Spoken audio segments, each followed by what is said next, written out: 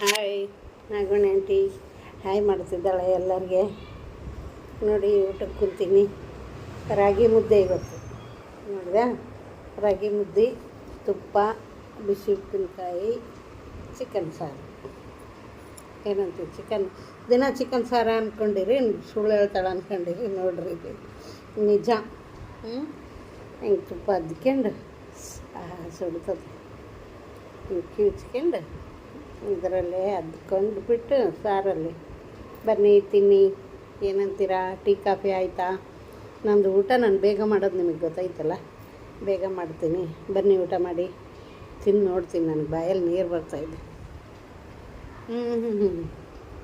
Super, ತುಂಬ ಚೆನ್ನಾಗಿದೆ. ನೀವು ಮಾಡ್ಕೊಳ್ಳಿ, ತಿನ್ನಿ. ಖಾರ ಐತಿ ಜಾಸ್ತಿ.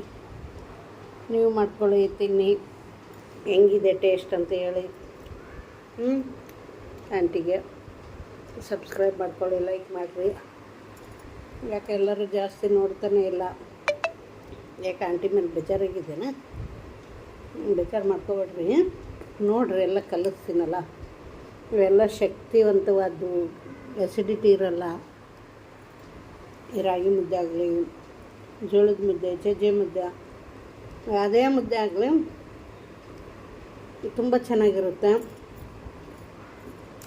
ಈಗ ಪಾನಿಪುರಿ, ಅವು ಪಿಜ್ಜಾ, ಬರ್ಗರು ತಿಂತೀವಲ್ಲ, ಅವೆಲ್ಲ ತಿಂದರೆ ಗ್ಯಾಸ್ಟ್ರಿಕ್ ಆಗೋದು, ಆ್ಯಸಿಡಿಟಿ ಆಗೋದು, ಹಾಸ್ಪಿಟ್ಲಿಗೆ ಹೋಗೋದು, ಟ್ಯಾಬ್ಲೆಟ್ ತಿನ್ನೋದು, ಈ ಥರ ಆಗ್ತಾ. ನಾ ತಿನ್ನೋ ಊಟ ಮಾಡಿರೋ ಅಂದರೆ ಏನಾಗಲ್ಲ. ನನ್ನ ಥರ ಎಷ್ಟು ಏಜ್ ಆದರೂ ಗಟ್ಟಿಮುಟ್ಟಾಗಿರ್ತೀರಿ. ಏನಂತೀರ? ಊಟ ಮಾಡ್ತೀನಿ. ಸಬ್ಸ್ಕ್ರೈಬ್ ಮಾಡ್ಕೊಳ್ಳಿ, ಲೈಕ್ ಮಾಡಿ, ಆಂಟಿನ ಎಂಕರೇಜ್ ಮಾಡಿ. ಇರೋಣ, ಮುದ್ದೆ ತಣ್ಣಗಾಗುತ್ತೆ, ತಿಂದ್ಬಿಡ್ತೀನಿ. ತಿನ್ಲಾ? ಬಾಯ್.